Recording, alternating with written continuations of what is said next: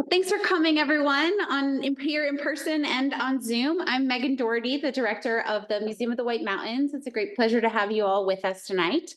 As we gather today, we're all on Indigenous lands. Those of us at the Museum of the White Mountains are on Indokina, which is the ancestral and present homelands of the Abenaki and Wabanaki peoples. We're grateful for their stewardship of these lands and waterways. For those of you on Zoom, we've put some links in the chat where you can learn more about the Indigenous histories of your place at native-land.ca, as well as the Abenaki peoples of Northern New England through the Musée des Abenaki in Quebec. While I usually try to give the world's shortest introductions, since I assume no one is here to listen to me talk, I hope you'll indulge me by listening to a very brief anecdote, which is wrapped around an invitation. When I started my first job after graduate school, the dean of the college, who later became a mentor and a dear friend, told me that she saw her role as an administrator to be to say yes to great ideas. She often couldn't give people as much money as they wanted, or things might not happen as quickly as they wanted, but she always tried to start from yes rather than no. I've taken this lesson to heart, and our event tonight is the direct outcome of that. Before I introduce our guest, I want to extend an invitation to all of you to bring your ideas for programming to me.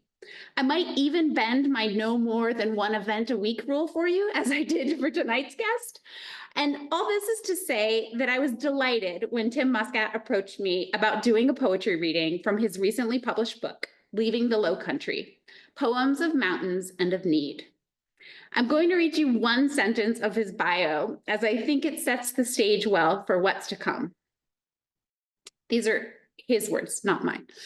Tinkerer, scholar, poet, essayist, father, house husband, baseball player, mountaineer, and former marathon runner, Timothy Muskat has worked as a tree surgeon, emu keeper, college English professor, Victorian and Romantic periods, a backwoods guide, shoe factory novice, stonewall builder, and autodidactic designer of modest backyard landscapes with an emphasis on perennial berms. Please join me in welcoming Tim. I'm going to stick largely to the script this evening in the hope that when I get through, you'll have at least a couple of questions for me. The title of this talk this evening is The Mountains Talk Among Themselves While We Sleep, a lifelong devotion to New Hampshire's White Mountains. And that is a quote attributed to Dogen, the Japanese Zen Buddhist monk and philosopher and professor who was born in Kyoto in 1200 and died there in 1253. And coincidentally, my wife Carla and I have two boys, and our oldest son Harrison lived in Kyoto. So he's a part of this talk as well. As something of a head note, before I get into the nitty-gritty, another quote attributed to Dogen is this: "Do not doubt that mountains walk simply because they may not walk like humans." And I throw that out as a sort of head note, as I say, because that's a clue as to how I think. So I'm going to toss gently at you tonight a series of prefaces and poems with an intermixing of 24 slides. And this is just great. I'm going to begin with the first preface from an essay I wrote in 2012 called Pearls of Peril. I get up on high to hear Ewald Weiss's music rising up dulcet from cavernous Jefferson Ravine. Weiss was the fellow who, as a member of a German orchestra playing atop Mount Washington in August of 1890, wandered off during a lull for a chance at looming Mount Adams. He never returned. I get up on high because the mountains see everything, know everything, are everything.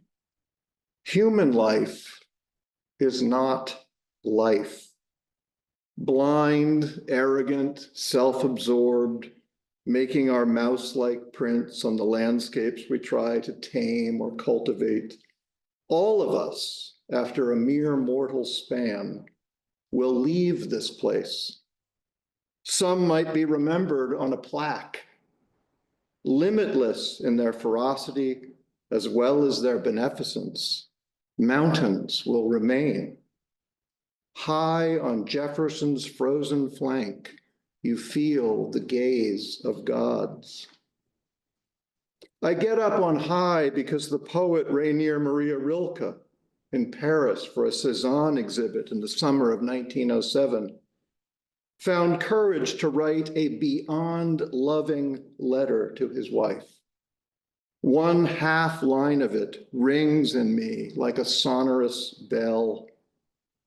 The further one goes, the more private, the more personal, the more singular an experience becomes. Singular. That is what these mountains are. Philosophically speaking, no other thing is quite like them. No other thing is quite worth the getting up for and the beholding.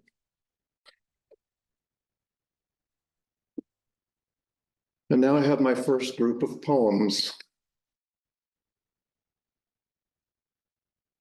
This one is called Shafts of Light on the Hancock Notch Trail. And before I read it, I will tell you that I taught poetry for years.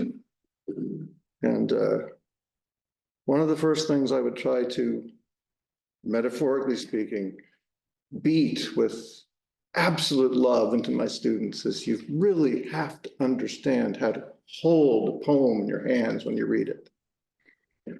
So poems are made of lines, lines are broken, and the specific energy of a poem is that it moves this way and it moves this way. So I will try to express that this evening. Shafts of Light on the Hancock Notch Trail.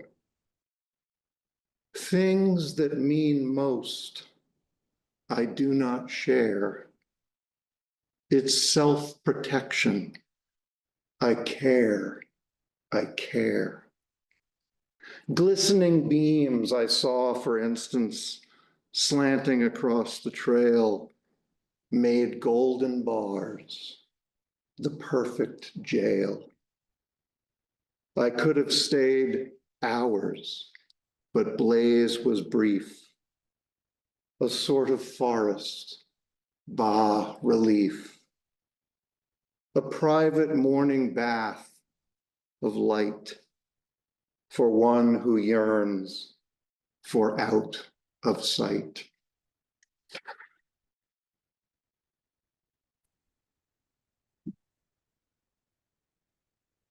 This is part of a series that I did with the extraordinary painter Mary Graham.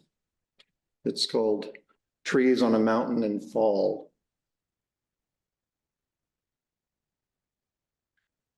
Deciduous derives from a Latin word meaning to fall off or down. Who can't love such simplicity? Interesting then that on this outcrop high above the leafless hordes, I find only 3 sharp snags against the gray. Snag being apparently Scandinavian in origin, commemorating in a bare bones, cold climate sort of way, what we all become when our own leaves leave us, never to return.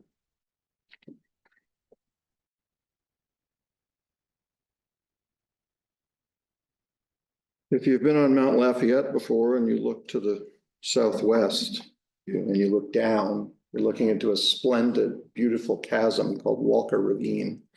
And if you feel like bushwhacking Mount Lafayette someday, go up Walker Ravine. It's a stunning hike. This poem is called Gazing into Walker Ravine. There is much to look at from way up here, and nothing much at all. Snow reveals and conceals, and blue sky bolstering crisp white clouds is illusion, scattered light. But where that pitch dark ravine begins flowing up this massive mountain, you can see something like purpose and intent.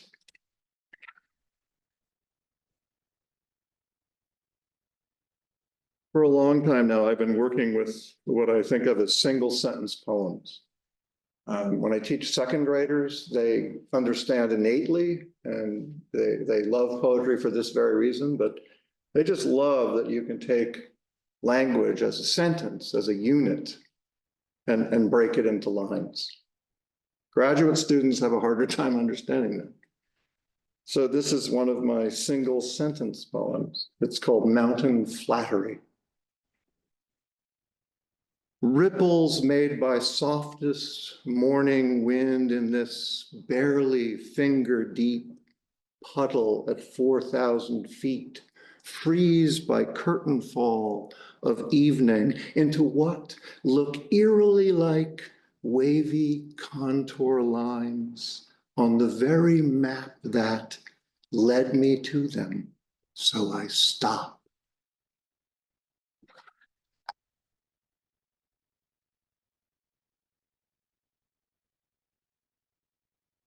I love that you're here, especially an early, strange night in March. I have a manuscript that's almost complete called Poems I Might Have Painted. And I don't know much about the history of painting, but I love color. And when I see a painting, and all of the paintings that this book celebrates or addresses or tries to fathom came off one of those desktop calendars, like art for every day. And so each poem has a title. The title is the title of the famous painting, and in parentheses is the artist's name. So this is called The Starry Night, Vincent van Gogh. Did he imagine the village and some of its inhabitants just waking because he didn't want to witness the shimmering sky alone? Or because looking out his window from his room at the asylum, at root, the word means refuge. He could not abide isolation, the peculiar peril of a free-falling mind. Or was it that he needed human presence to steady the whirling immensity? I can almost feel him painting dead center, that tentacled curl of wind, that dark sentinel cypress, so eerie and so near. And now the fun begins. This is the first 8 slides. I am basically a technophobe, so this is, thank you, Megan, Thomas, and Kayla, and so this is the first slide of 24. It's non sum, qualis eram, and it's from Horace's Odes. I'm a fan. And roughly translated, it means I am not what once I was. Yeah, so.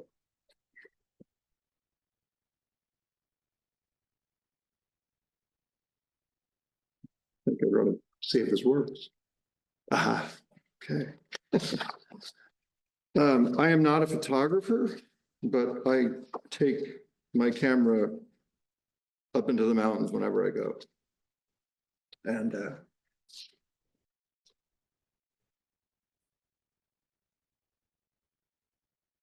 if you want to get a really, really wonderful book, like if you could only get one book ever, that was it. You get this little book that was written in the 1940s, but published in the late 1970s by a woman mountaineer named Nan Shepherd. It's called The Living Mountain. It's an extraordinary book. And so I'm just going to read a little passage from it. It is to know a mountain's essential nature that I am seeking here. To know that is with the knowledge that that is a process of living. This is not done easily in an hour. It is a tale too slow for the impatience of our age, not of immediate enough import for its desperate problems. Yet it has its own rare value. It is, for one thing, a corrective of glib assessment. One never quite knows the mountain, nor oneself in relation to it. However often I walk on them, these hills hold astonishment for me. There is no getting accustomed to them.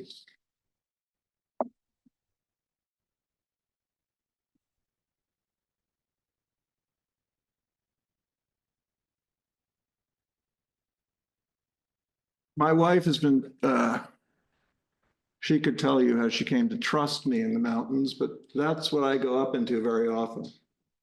And I climbed Mount Adams about 10 days ago and would stick my glove out and I couldn't see my hand. And I won't tell you how many times I've done these mountains because you'd fall over. This is from Donald Hall's wonderful essay, Goatfoot, Milk-Tongue, Twinbird. And these are part of this slideshow because this is what I walk with. So I walk with this every mountain hike. A poem is human inside talking to human inside. It may also be reasonable person talking to reasonable person, but if it is not inside talking to inside, it is not a poem. This inside speaks through the second language of poetry, the unintended language. Sometimes, as in surrealism, it is the only language. It is the ancient prong of carbon in the arc light. We all share more when we are 5 years old than when we are 25, more at 5 minutes than at 5 years. The second language allows poetry to be universal. Amen to that.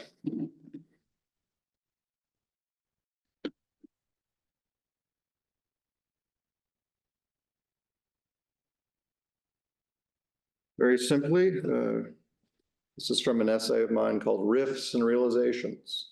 Splendor cannot be quantified.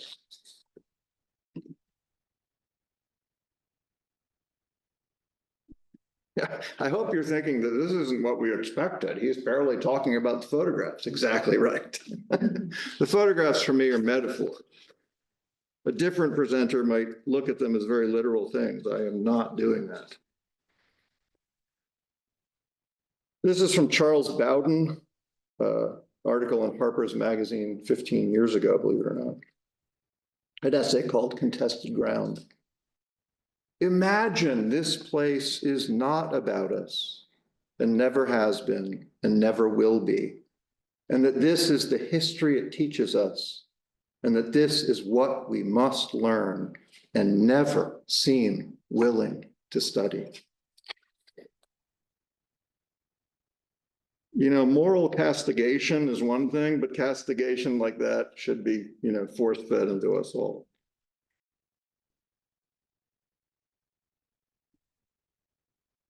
This is from an essay of mine called Unknowing, and I have been practicing I am not a joiner, so I don't have a handbook for this, but I have been practicing for several decades now, and it began when I was a very young father, this thing that I think of as unknowing. Sometimes the more willing we are to say of a thing that we do not know it, can't understand it even as we all but break ourselves trying, the more open we become to what the thing might reveal to us because of this unknowing avowal.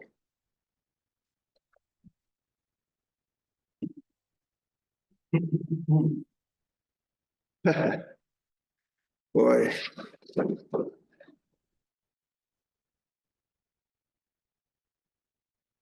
From Dogen again. There are mountains hidden in mountains. There are mountains hidden in hiddenness. This is complete understanding.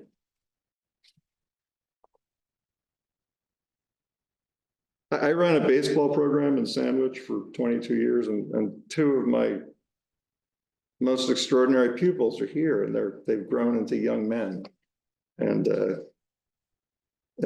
I get goosebumps when I think about complete understanding and what that means in all walks.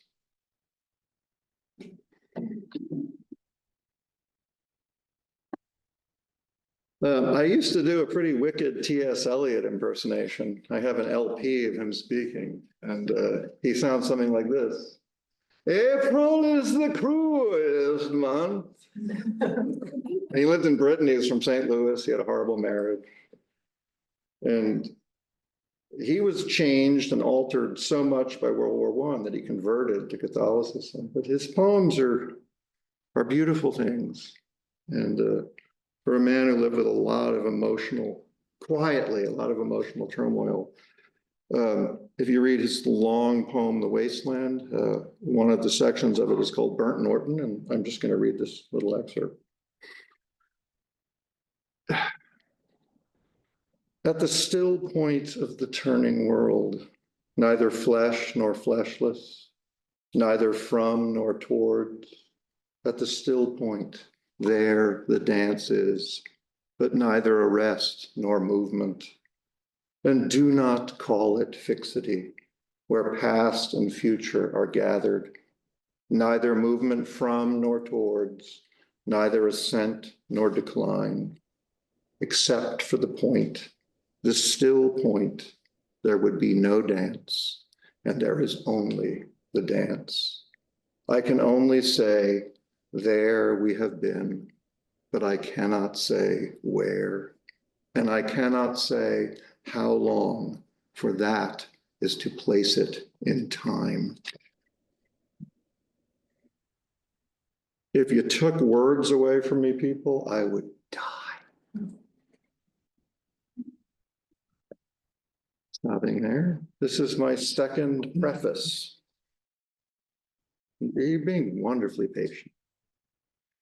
This is from that essay, that aforementioned essay, Riffs and Realizations. And there goes. Along the way, I badly tore my gastrocnemius. Funny that a muscle in the lower leg, so wildly named, controls in an almost rational way the action which extends the foot, the impulse which raises the heel, and the mechanism, call it, which assists in bending the knee.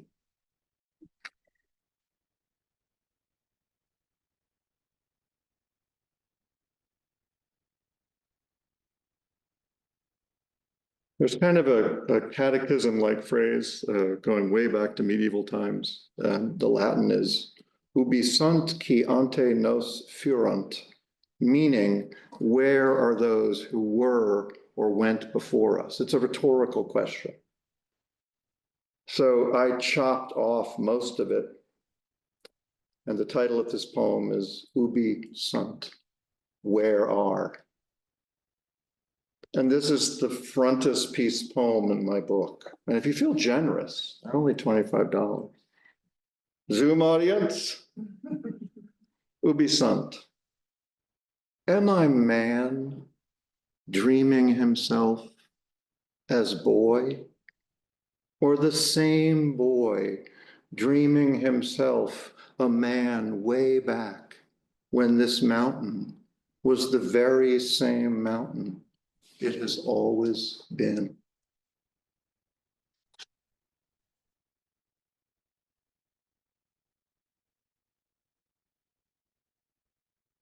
I went to Cornell University as an undergrad. I went into exile in Montana for 3 years, got a useless degree called an MFA, learned to teach. Came back to Cornell as a grad student. And along the way, I had some extraordinary mentors, one of whom A.R. Ammons, I called him Archie. They were such good friends. I think of him as America's finest poet. He passed away, geez, like 17, 18 years ago. It was a sad day for me, but so much of my understanding of poetry as work, as devotion, as something you really, really never stop practicing came out of Archie. He was a modest guy from North Carolina. And when he got the job at Cornell, he was vice president of a glass factory. So poets find a way. This poem has a long title. It's Ice Overrunning the Crawford Path on the easternmost edge of Mount Monroe in early March as sunset comes on. Evening's gold comes over me like dappling blooms of tropical fish. There's an almost flood of orchid and mauve and violet bliss above and below me, lapping at my frozen cramponed feet. A potter's aqua glaze all gods delight in.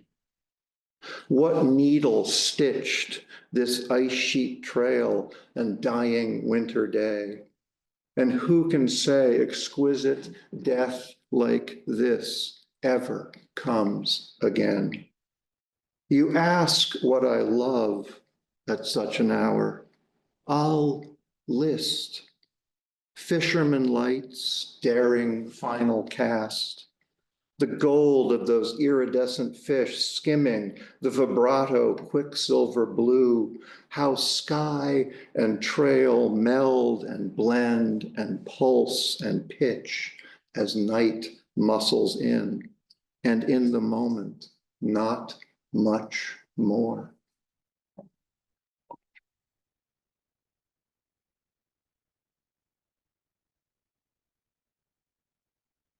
Ocellus, another bit of explanation. I don't like to introduce poems, but I should introduce this one. I have another manuscript called Peril from A to Z. And my brother years ago gave me this strange dictionary called Mrs. Burns' Dictionary of Strange and Unusual Words. And let me tell you, so I'm not interested in content, I'm interested in form. I'm one of those guys who will argue you to the very end that all art is form. Content is for somebody else, a newscaster, I don't know. But ocellus comes from the Latin word oculus, meaning eye, and ocellus is the diminutive, meaning little eye, or simple eye. And the simple eye, scientifically, is what shows up in invertebrates like mollusks and things like that, and insects. And so that's the title of this poem. Enough of an introduction. I stand on a boulder perched on two other boulders and look out with my simplest eye. Nearest me is another boulder-like rock, the far edge of which is three small humps, the one farthest to the north, looking exactly like the head of a piranha. And when I look out farther, following, I will say here, the piranha's gaze. I see in the June green of middle distance how three humps of a lesser mountain far below could well be the three-pronged boulder I could almost step to, peering down on all this geometry, this magnificence from above.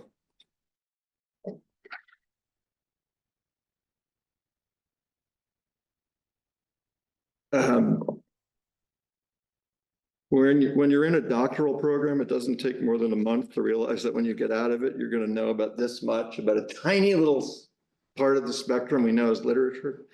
So the person I know best is William Wordsworth.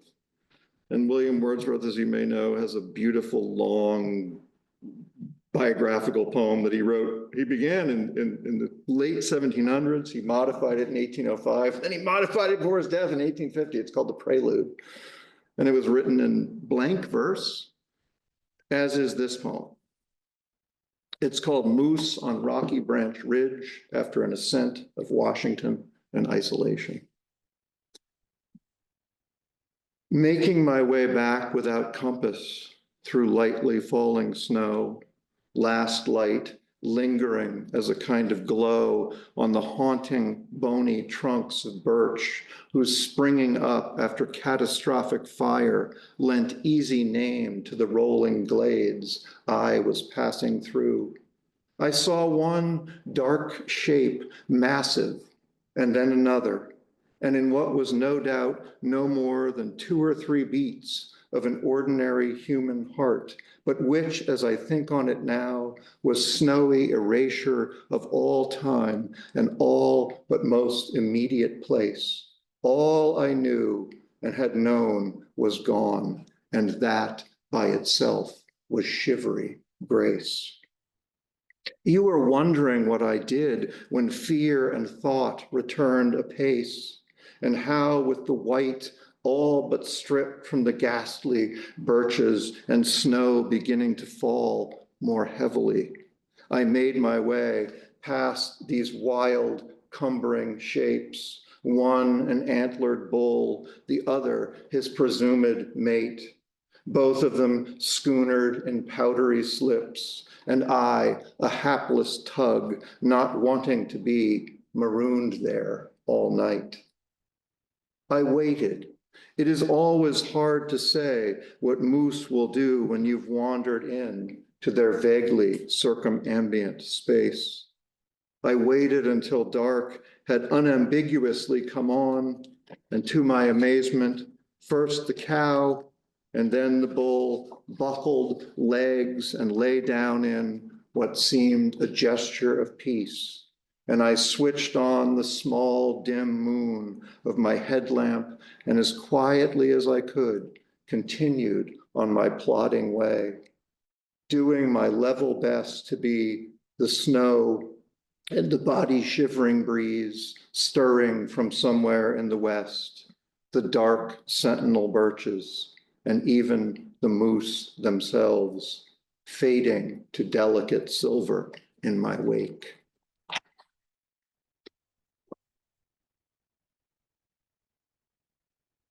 Kind of interesting, coincidental that that photograph is there. This is a strange poem, strange to me. It's called Shapes in the Winter Dark Atop Mount Clay. Mount Clay is the most beautiful and the most neglected mountain, thank God, in the White Mountains, because it's not on any official list. It's supposedly has 3 humps. It's got like 97, if you've ever done clay. So whenever I take someone in a full presidential verse, they groan because they were doing clay. So a lot of people go around it. Clay is between Jefferson, kind of between Jefferson and Washington, but it's such a beautiful. And to do it in winter and to look down into the maw that is the Great Gulf is an extraordinary thing. And I have been hiking in the Whites since I was 3 years old. Shapes in the winter dark atop Mount Clay. Snow assumes uncanny shapes in darkling winter blow. See that fluke of whale ahead? That upturned icy slick of eerie boat-like hull? I only tell you what I know. Once I came to a similar ghastly raised up show, and feeling brisk and frankly goat-like, kicked and badly hurt my booted toe. I'll only tell you what I know. High on a mountain in winter's quick, roiling clouds, shimmering frigid moons glow. These yardang shapes are grist just so for the cold poet's mill and beam up silver white in headlamps glow. Anyone out there listening? Lo, I only tell you what I know. Should I one day stumble in alabaster mist into the fearsome sharp sickle of you-know-who, I'd like to think I won't be shivered through, afraid. I'd like to believe I'll be neither cowed nor sick with fear, but this is speculation. Tonight I'll stow beneath this eerie boat-like hull. I tell you only what I know. Oh, best part. Sorry, I can glance at this one. Ben Franklin, you've heard of him? He's got a name, he's got a mountain. One half of the world does not know how the other half lives. And then this Timothy Muskat guy from an essay of his called Poor Hiker's Reflections. One side of the trail is always looking at the other side.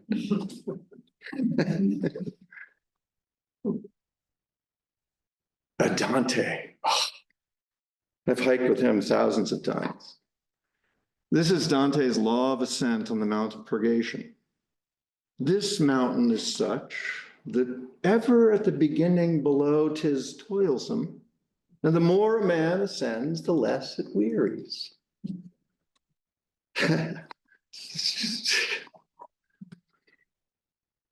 Oh, Thomas Burnet, just go back with me for a moment to 1684.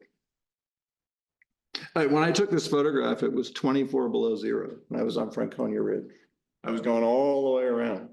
I don't call it a Pemi loop, I call it a horseshoe. And I got halfway, I lost my hands, and I nervously called my wife, who makes me hike with my flip phone. And thank God she was there, because she picked me up. I did a half Pemi horseshoe. But look at that picture.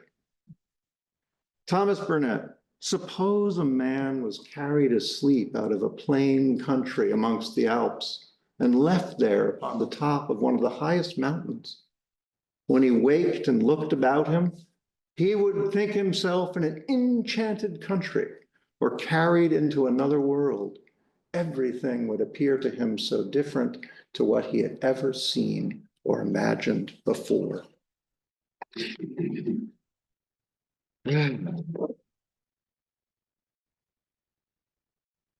Another guy I know pretty well, John Keats, fortunately wasn't on earth long enough, but he was the first poet I ever truly loved.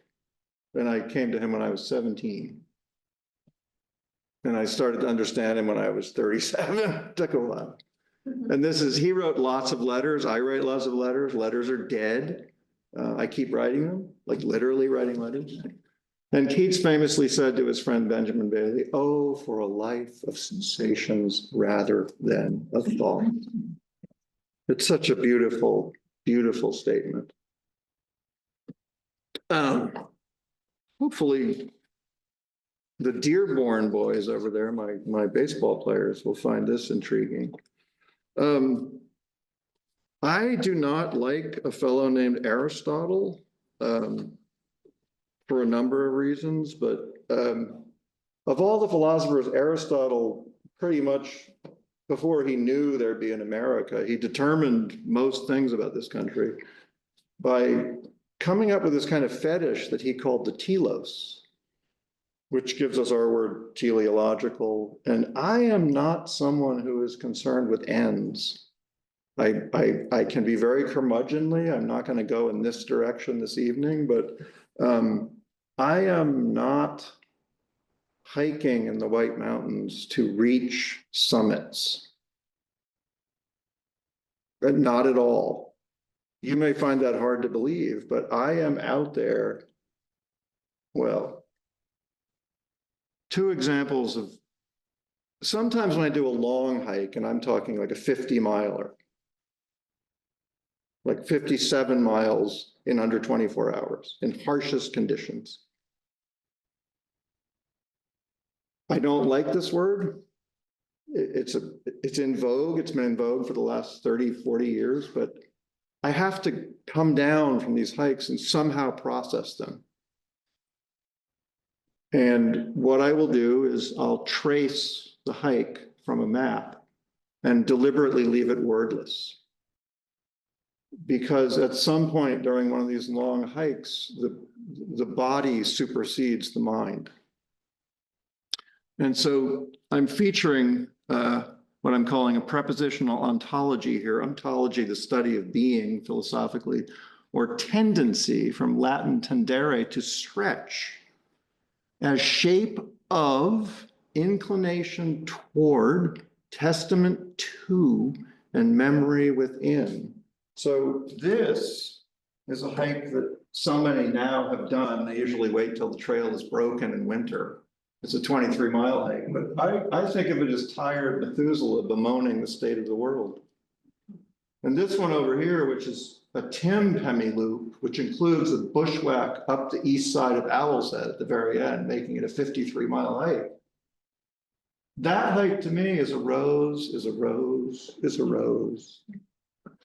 So you'd be shocked how many encounters I've had, particularly in the last 12 years or so, where I'll see someone, I'll be crossing paths, and they'll say, "Where are you headed?" And I can't say, "Let's talk about Aristotle." I just say, just go ahead. Okay. I love this painting. This is a painting by Caspar David Friedrich, whom I'm just coming to know. Coincidentally, painted around the time Keats was at his prime. And this is from a beautiful book by a Harvard art historian named Joseph Leo Kerner, Caspar David Friedrich, and the Subject of Landscape. And I'll just read this passage. And the painting is called Wanderer Above a Sea of Fog. These pictures compare not so much the objects in the world as our experience of the world. They display you to yourself and your various orientations toward the things you see, the spaces you inhabit, and the infinities you desire. It is experience metaphorized as moments within a journey when the wanderer pauses and beholds.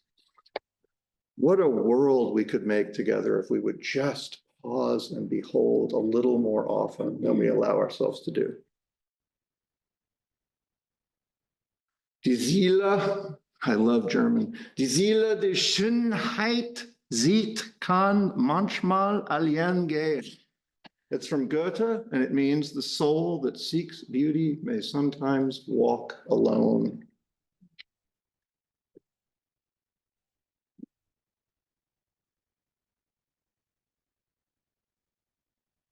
This is from an essay of mine, My Winter in the Whites, What Have I Gained, What Have I Lost, from 2004. There is tremendous isolation in mountains and silence, silence that reverberates, silence that is sometimes so grand, so terrifying, so magnified, that it takes on a quality similar to the quality of noise. That is to say, you are surrounded by it. To go up into the isolate quality of mountains, into what I can only call their truest interior, is to come to know at some point the nature of isolation itself. Not your own isolation by any means. Even the world's most determined psychoanalyst couldn't map you that. But the isolation of isolation. That place where the tree sometimes falls. That place where space and time recede. That place where knowledge and an urge for knowledge, or what we think of as knowledge, falls away. And when you add in winter, when you add in, that is, a superabundance of cold and snow and wind and ice and the rest of it, when you add in these things, you are forced to consider what it means to be alone. Alone in the mountains in winter, you become something apart, something sheathed. It's no accident, I think, that the Latin insula, from which our isolation derives, nicely describes a blanketing of snow across a landscape. You become unintersected. There, that is the word. You become unintersected by any gathering or cluttering or confluence of things. Third preface from an essay, very brief, called Going Solo, 2012. I go up each and every time to renew a pact with the newness of an unobstructed view. And when there is nothing before me but the cottony gloom of a summit shrouding cloud, I go up willing into the maw of it to know a new blindness, a sight beyond sight, a way of being and unbeing I will never know or come to in the grounded world. It is not this seeking, sacred or profane, deliberative or foolhardy. It is nothing but a sort of admixing or blending in, one-to-one, one-on-one, open to the soundless rush of solitude, ever encroaching.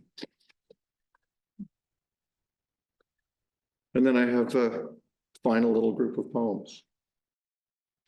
If you climb Flume, and you get to know, Flume used to be connected to a mountain that used to be called Osseo, now known as Whaleback, that sort of thing. But if you climb the Osseo Trail, which when you come down in the middle of the night glows white because of the composition of the trail, the soil. There's a viewpoint just before you reach these very steep ladders called the Osseo Overlook. It's actually officially a downlook, but this poem is titled At the Osseo Overlook. You could almost forget, looking out, that most of the world, what we've made of it almost from the beginning, will never again be beautiful. You could almost forget, looking out, sins and shortcomings you've shouldered nearly to the tip top of this blameless mountain, and which will still be with you when you make your way down. You could almost forget, looking out at near and far, trees and light, ridges and contours carved before time, that forgetting itself is privilege as dear as any view.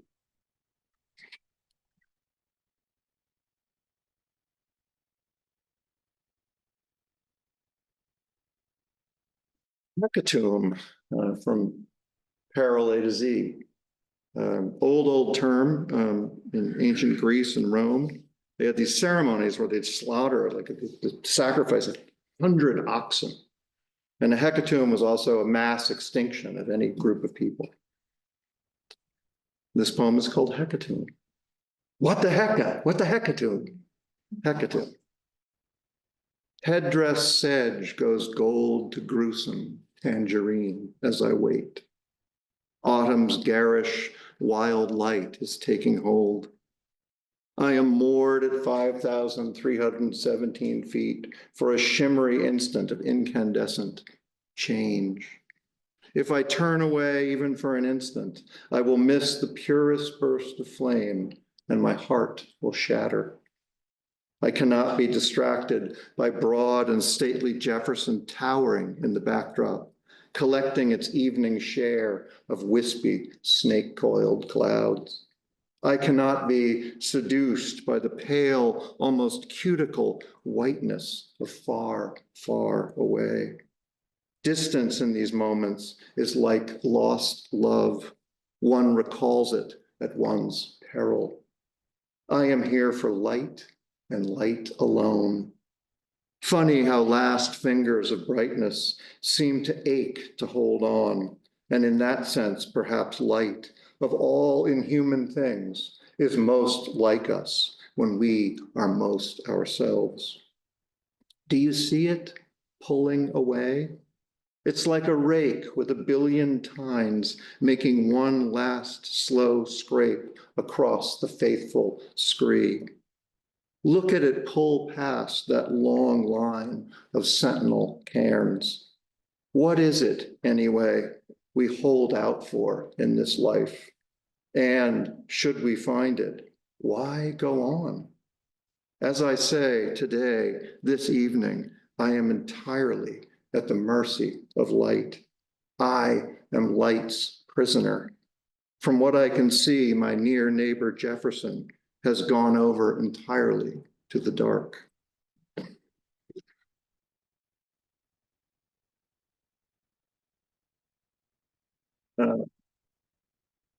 I've written a lot about a thing I call Lot's wife's view. You're familiar, I'm sure, with a thing called the Bible. And poor Lot's wife, she didn't listen, turned around, was turned into a pillar of salt. I take a more positive view of her. So what I urge people who are getting into the whites for the first time is just stop and turn around. You do that 5 or 6 times on a hike, and you'll get something I call Lot's wife's view. It's extraordinary. Lot's wife view as day surrenders. I turn to take in all I'm leaving, and small rocks at the near western edge of the ridge I've descended look like children seated in a slowly dimming auditorium as their big teacher of a mountain standing to the left in shadow clicks on the projector and with his pointer begins a lecture on layer after layer of the sun-strafed history before them.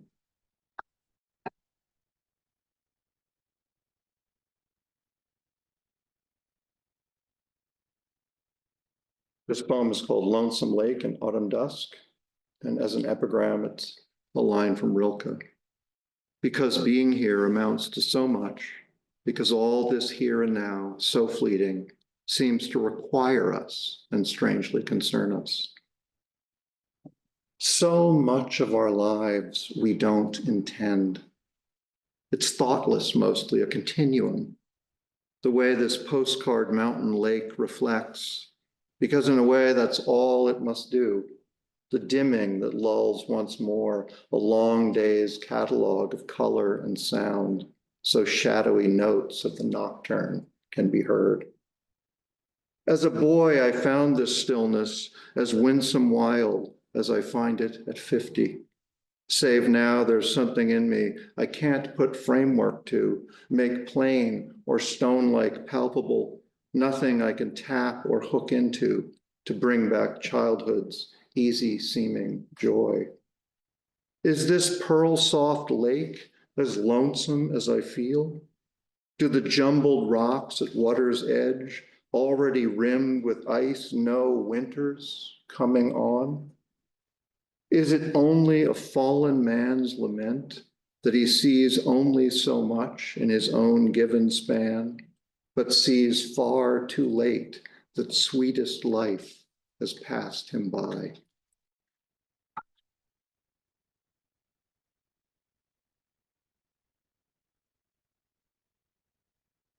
A.R. Ammons, I've mentioned him. Great essay, Poem is a Walk. Every walk is different. The purpose of a poem is to go past telling.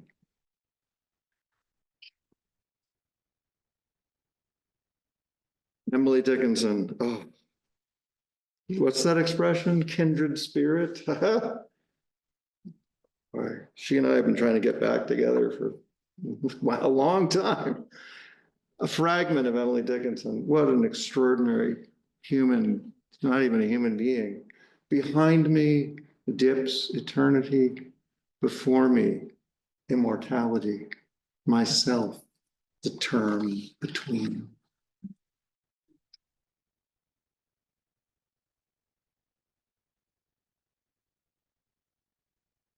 And final address to the Zoom audience, if you're still with us.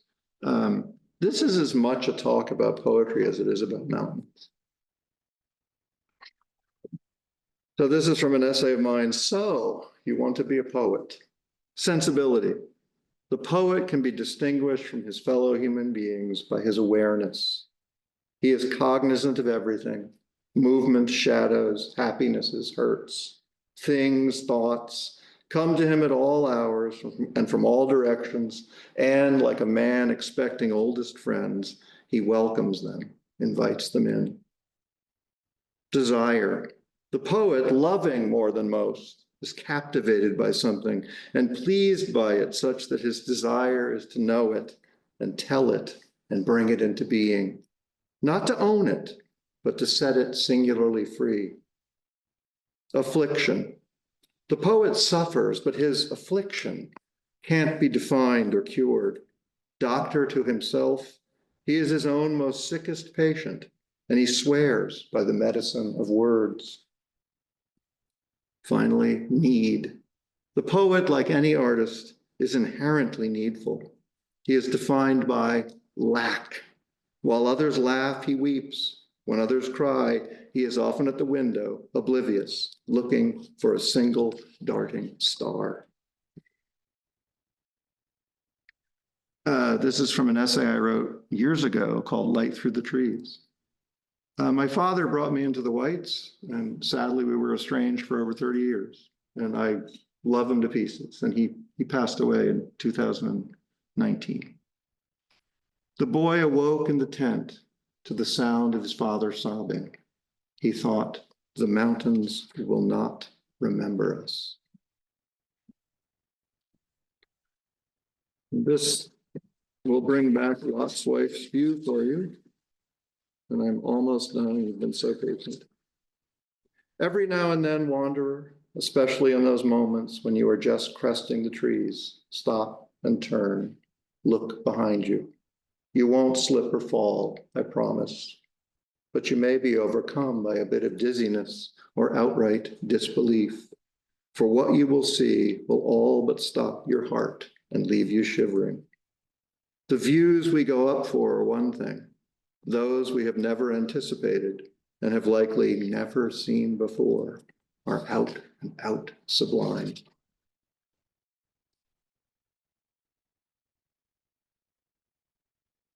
I have a trio of essays about poetry. The first one is called That Diabolical Aboutness. So a question I do not allow anyone to ask in any poetry workshop I've ever given is, and will give, is you do not say, what is this poem about? For God's sakes. I can't see somebody walking into the Louvre and walking up to that famous painting by the Da Vinci guy and saying, what's this sort of smiling woman about? A poet enters a poem so that he may come to know unacknowledged parts of himself. He aims outside of intelligence, outside the sphere of his knowing, so that, if he is lucky, he may find himself in the region of unaboutness only a poem can name. Luis Cernuda, Dearborns, since you're the young, fine representatives of the new genius, read this stuff. Luis Cernuda, I love all the poets who have lived in different worlds from ours. Words before a reading.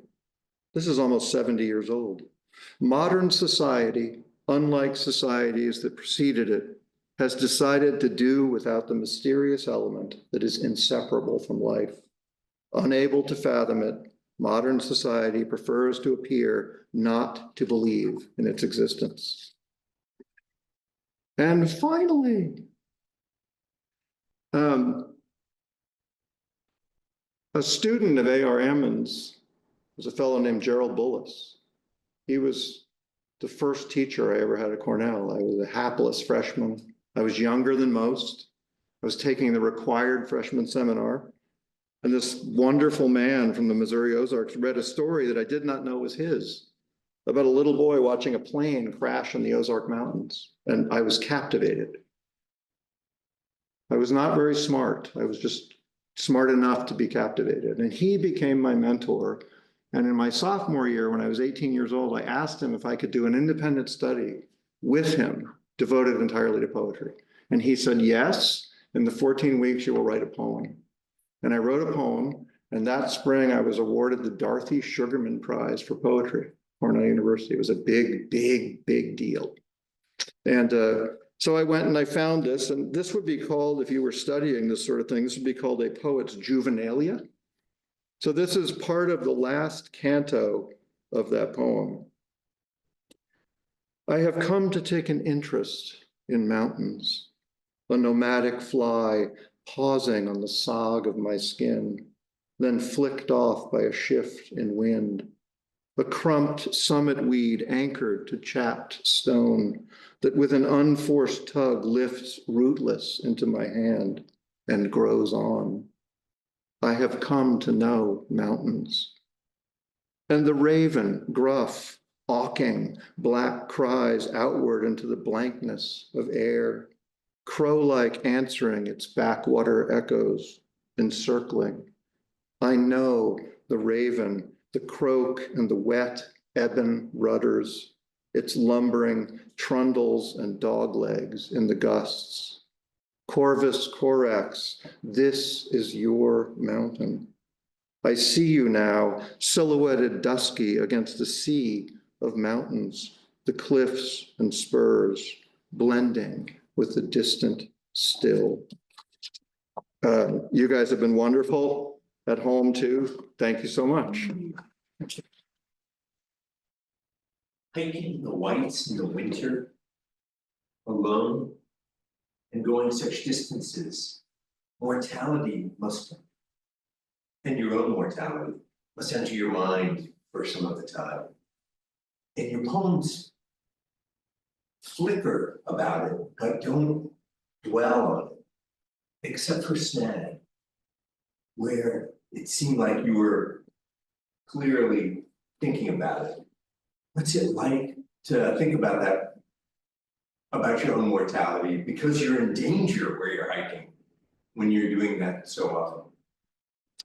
So for the Zoom audience, I'm just going to, it will not be as eloquent, but I'm just going to briefly summarize because sometimes the mic doesn't pick up the room as well. So the question was about the kind of present, that you must have this present, this sort of omnipresent sense of mortality, particularly hiking alone in winter in the whites, and that it doesn't come through much in what we heard and in your poetry. But can you talk a little bit about that sense? Of course. Fantastic question. Many, many layers and levels. Again, when I am hiking, if you were to come upon me, you'd see someone in sort of a rapture. I'm probably thinking about Keats. It's a chicken and egg sort of thing for me. So Keats was preoccupied as early as his 13th, 14th year with mortality. I came to Keats and probably would have left him immediately if I hadn't felt that also as a 13, 14-year-old. Full disclosure, I would say to students that 27 is your last year of immortality, and then life kind of kicks in. Well, 10 years ago, I was diagnosed with an incurable terminal cancer. And in so many ways, my life ended. And I'd been hiking in the whites in winter at that point for, like 12 years. And I've always gone up with Faulkner in my brain. I love Faulkner, where he talks about it's okay. It's in his wonderful story, The Bear, where he says, it's okay to be scared. Because this little boy, Ike McCaslin's going out in search of this bear, this old Ben. And he says, but don't be afraid. So yes, in the way that winter in the whites is elemental, so is death, so is life, but I don't assign a pejorative to those things. I'm extremely interested in people who are willing to open up and talk about everything. That's why I love being around 5-year-olds and sometimes love being around 55-year-olds. But yes, I'm thinking about it, but more often than not, it's on the margins, kind of a pleasant company. So one of the reasons I love Dante is that this extraordinary notion of this guy, Virgil, taking Dante down this cool, like sort of escalator. I just think that's the coolest thing. And if I could have an ideal hiking companion, it would be Emily Dickinson. I'd have John Keats, I'd Gerard Manley Hopkins, and he'd be like, and he'd be pointing at Adams, but he's, it's a mammoth's ear.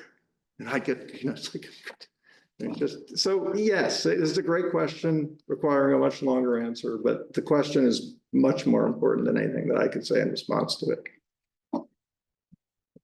Drake. In both baseball and poetry, you talk about understanding. Are you trying to understand yourself or the mountains, and what helps you understand it better, the poetry or the mountains and nature itself? What an extraordinary question.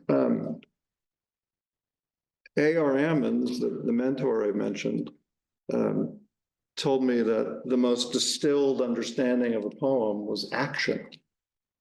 So he compared it to a dancer on ice. If you've ever seen an ice dancer, there comes a point where it's just pure motion. And the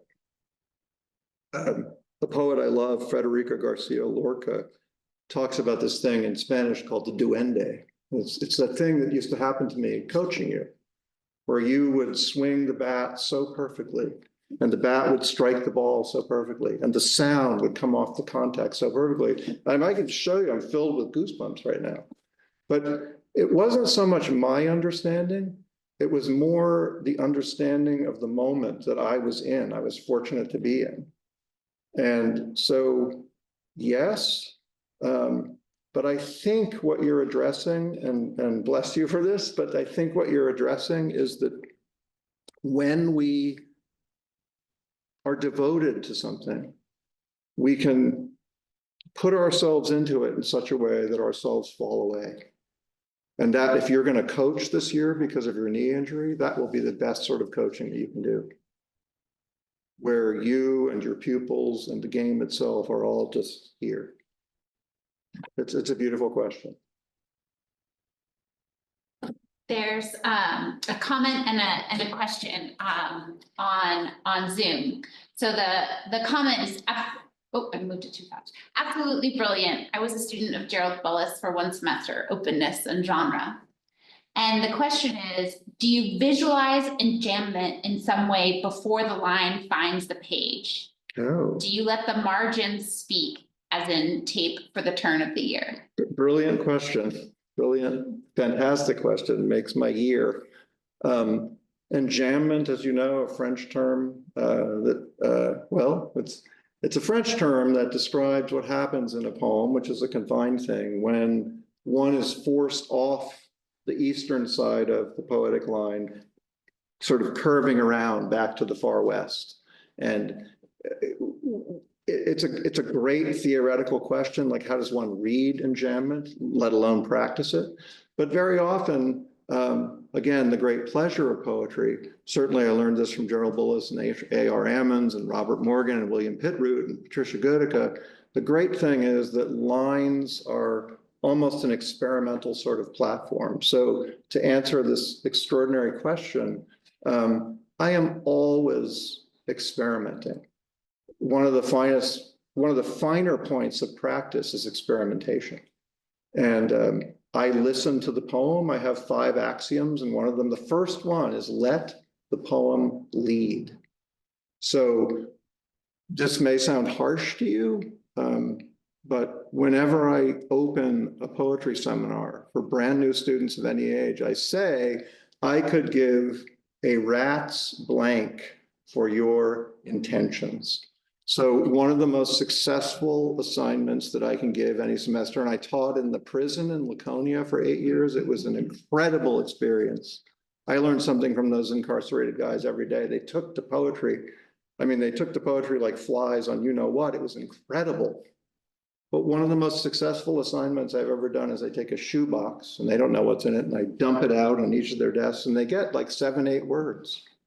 And I'll say, go home and use only these words and come back with a poem. And by and large, every single poem is brilliant because I take intention away from them. So in terms of enjambment, when I come to the end of a line, where do I break it? How do I think about doing that? I have a poem called I Say, and one of the lines is, poetry all sound, I say. And metaphor is hooves beating time in the soil of darkness. Great question. So we'll do another Zoom question, and then if there are other questions in person, we'll come back to those. So this is a kind of process question. Do you write while you were hiking, or does your writing unfold later when you reflect? This is a gift. It's gift night. As my wife knows, I have a tiny little desk, and I said earlier that if you took words away from me, I'd die. Well, I've been active all my life. I spent my earliest childhood out of doors, back before kids were parented. And so my writing space and my laboratory and my little dictionary lexicon of natural things has always been out there. But I work on a poem sometimes for up to 7 years. And one of the things that I learned from a mentor, William Pitroot in Montana, was that it's a very dangerous thing for a poet to get to the end of a poem and go, yeah, oh man. And he would say, put it away. And then a year later, look at it, and chances are you'll go, who the heck, God, this is awful. Archie Ammons, who we've talked about considerably this evening, Archie would just say, and he was a beautiful man, and this is exactly how he talked, but he'd say, Tam, just go back up through the poem and just let it go before you get to these final lines. Just let it go. And so, yes, I am thinking about poems when I hike, but I'm more just listening to the mountain. I'm trying to become the mountain, which has been harder and harder to do over the last dozen years since hiking in the Whites. It's just the popularity of hiking in the Whites has increased like 5,000%. So when I first started hiking in winter in 2003, I rarely saw a soul. I broke trail on every single hike the first year I did it. And in 2010 and 11, I became the first person to hike all 48 3 times. And then because I felt sorry for our first chocolate lab, Israel, I did 3/4 of them with him. And every single day I was breaking trail. And suddenly I was famous and I didn't want to be. I was just hiking. I was hiking to help a friend. That's all I was trying to do. It didn't work. She died. But yeah, so it's more than I'm thinking to try to get away from things. I'm just letting things filter in. I did a class here when I was last at the museum here in 2019, and I taught an English class, and the students said, well, why are you out there? And I said, I'm hoping for a single antlered albino moose. That's what I want to run into. And do what you want with that. Yeah, I was thinking of, you mentioned numerous times various poets that you hike with. And I was thinking about the idea of time and the thought of when you're hiking there, and you said things. It seemed to me you were saying something about your own ego, disappearing, right? But there was also something about your hiking transcends time because you're hiking with people from various times. And I just, wondered about your experience of knowing poets as you hike. This must be a gift. This must be the most extraordinary night I've had in a long, long time. Thank you for that wonderful question. As at least a couple of you in the audience know, I'm always counseling questions. I don't have answers, but if my wife and I mentioned we have 2 wonderful boys, it's hard to believe they're in their 30s, and all we ever asked of them was, we don't care what you do, but we'd like you to have as beings something that we call generosity of spirit. And generosity of spirit can be nurtured to some degree by parents, even parents as well-intentioned as my wife and I try to be. But what I've always told anyone who's willing to listen is just take a book. I don't mean Grisham or Danielle Steele, but take an actual book. Take a poem of Keats and read it and put it down and make yourself read it again the next night. And then go to Carson McCullers and just read the book. And what I would say to my students when I was teaching, I would say, look, I'm an unusual professor in that I do not require you to read anything on the syllabus. But if you do, and I'm not asking you to sign a contract, I'm basically guaranteeing that if you dare to read the book that's on the syllabus, it will change you forever, forever and ever and ever. And so I am overwhelmingly grateful gratitude is the thing that's been sort of part of my bloodstream since my cancer diagnosis. I've been in an incredible remission for 9.5 years. I've been hiking all that time. But if I didn't have books written by people light years smarter than I could ever be, I don't know how I would survive. But when I'm in the mountains and I'm hiking with Keats or Dickinson, we are talking. And we're having an extraordinary conversation about that expression, anything under the sun, the stars, the moon. And I thank you for that. Yeah. I don't know where I came across this, but there's a small religion, I think based out of the UK, and they have these mountains around the world that they consider holy or sacred. And Mount Adams here in New Hampshire was one of those. Yes. places. Yeah. And I love Adams. I love going to Presidentials, Laconia Ridge, or we've got so many beautiful mountains here. And I'm sure you love them all, but is there like one or two that are like the most holy or sacred as you're out there reading the poets? What a great question. Well, I'm not going to say that. I've couple of things. I was asked by my best friend in the world a couple of days ago, and she put it this way, Tim, I was telling him about stirring my tea. And when I drink tea, I'm religious, and I drink a lot of it. And I put in a little dollop of sugar and some whole milk, and I was stirring my tea, and I stir it. I have this set of numbers that I can only stir it by. So I have 44, Galen's retired number, 51, Bernie Williams of the Yankees, 61, the year of my birth, 77, my first girlfriend's graduation date from high school. I have 86, the year Carla and I were married. I've got 93, which encapsulates our whole family because that's when our second son was born. I've got 99 for the Johnny Cash song. And so my friend very gently said, "You think that's a little OCD, Tim?" And so since I was a little boy, I've just been fascinated by these mountains. And the more I know, the more I go, the less I know about them, which is always fascinating to me. Like I said, the pith helmet.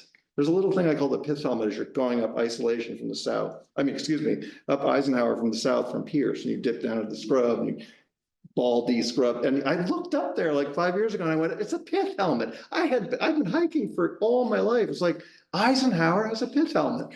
But I love to answer your question, and I've thought about this. It's a total Tim question. Thank you, Tom. I love Mount Liberty for the so-called ordered view. I love Mount Isolation. I was just on Isolation a couple days ago. I've hiked it 120 times in all manner of weather, every manner of bushwhack, every route possible. Adams, yes. I really like Jefferson. Jefferson has a tragic history, and I call it the outlier. And I like it paradoxically because it's the one mountain that makes me a little afraid, and a mountain I don't like, to give you sort of a counter, a mountain that I have never liked, and one of the poems in the book addresses this in a poetic way, is South Twin. I've never been comfortable on South, and I was just up on South Twin last week and I got the same feeling, like I gotta get off. But yeah, I would say Liberty, Isolation, Jefferson, those are probably my favorite and have been a long time. Yeah. Great question.